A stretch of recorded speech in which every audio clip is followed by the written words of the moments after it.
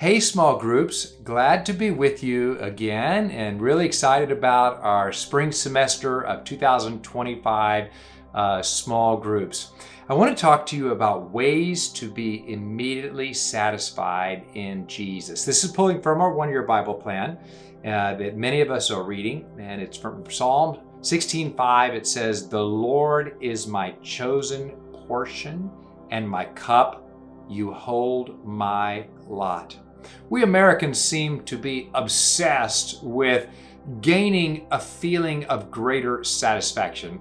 When was the last time that you made a sacrifice to gain something, that was going to give you a greater sense of personal satisfaction? For example, a sacrifice for more money that gives you more satisfaction that you have more money, or more family, or a nicer car, or a larger home, more relationships, even more food, often give us that feeling of greater satisfaction. Well, David discovered some amazing ways to be immediately satisfied in Jesus. And I want to talk about those. They all started with the words, "The Lord is." The Lord is. And he began by saying, "The Lord is my chosen portion." I love this about David because what he was saying is, he's saying, listen, there's a lot of people that know God as God, but I know him as the Lord. And there's such a huge difference. When David said, he's not just God, he's not just in control, he's not just good, he's in charge of my life. And what that means is, since he's Lord, he can determine my portion or lack thereof, and I will be satisfied in it, whatever his decision is.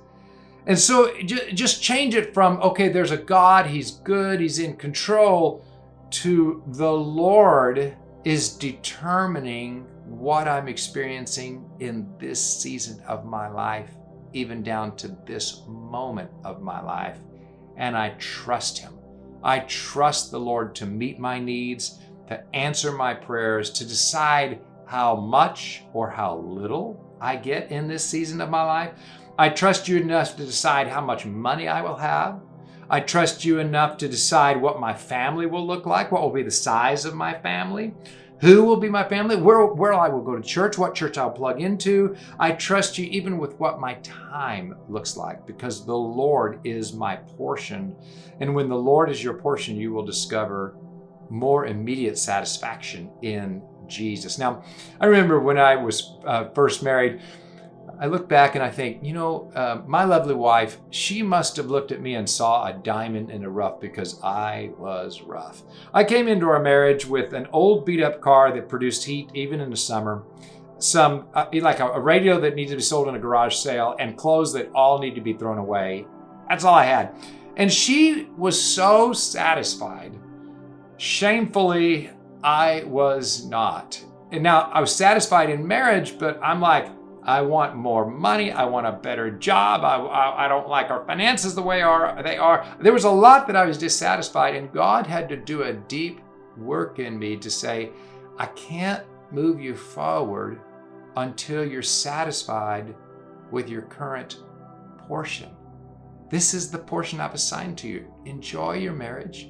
Enjoy your ministry during this time, and be satisfied with your portion. The Lord is my portion is a learned thing that we all must go through if Jesus is going to be Lord of our lives. Okay, then he said, the Lord is my cup. I really like this one because, if you'll notice that we Americans, we use all kind of cups. I brought some cups. This is my Davis cup. You know what I'm saying? We've got that one. And they bring sentimental value. And I've got here, this is Pastor Holly's Nana cup. You know what I'm saying? She loves to drink from this cup. It brings sentimental value. I even brought like a Santa cup. You know what I'm saying? This one comes out at Christmas.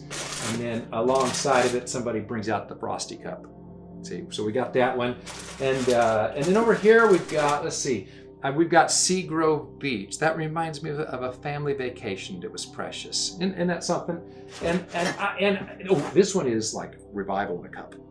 Yeah, that's what I'm talking about. Revival in a cup. And so we have these cups that we Americans accumulate, and it actually is going to help us to relate to what David was saying. The Lord is my cup. The Bible has different kind of cups. David said, well, my cup overflows. What he's saying is, I'm experiencing overflowing blessings right now. He might say, well, there's the cup of salvation. That might be that God is saving me from something right now, or I'm being used of God to save someone else, maybe their soul. But there's also things like the cup of God's wrath. That could mean that there's a season of God's judgment being poured out on sin or a group of people because of the cup of God's wrath, or the cup of God's suffering. Maybe this is a season of personal suffering for Jesus right now. Whatever my cup is, I want to embrace it and drink from it and be happy with it. I can be the best grandpa ever, regardless of what's in my cup right now, whether it's overflowing or a little empty, or even in a season of suffering. Now, here's a little tip. Around our house, we bought these coffee warmers. You know what I'm saying? These things, you plug them in, and then you put these cups on them, and they go like this, and then your coffee stays warm. And, you know, these are, we have these plugged in and ready to go. What I've learned is whatever God puts into my cup, I want to keep it warm. Whether I like it or not, I want to warm it up. If it's the cup of overflowing, that's great. It's easy to warm up. What if it's the cup of suffering instead? I want to warm that up before the Lord and embrace it as well. So whatever the Lord pours into my cup, I want to keep it warm on a day-by-day basis. And then lastly, David said, the Lord is my lot. Now, so he's my chosen portion, he's my cup, and he holds my lot. Now, in America, we might think like, well, a parking lot or something, a building lot. No. In Israel, each male was assigned a plot of ground, which was their lot. It was their inheritance lot. And then it was their job to develop that, provide for their family. If they were industrious enough, they could build it out and provide for others in need from their portion of land.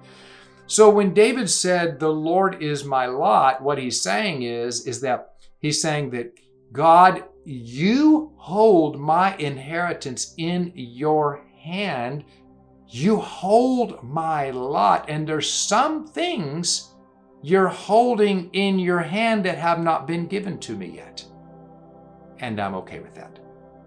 I'm okay that you've got some things that you're holding in your hand that you have not given me yet. And that brings immediate satisfaction. What if God is holding pieces of your future in his hand? And you're like, give me, but he's like, not yet. It's not time yet. You hold my lot.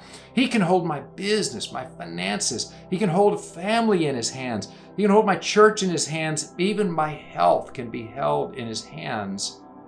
And I trust him because the Lord holds my lot.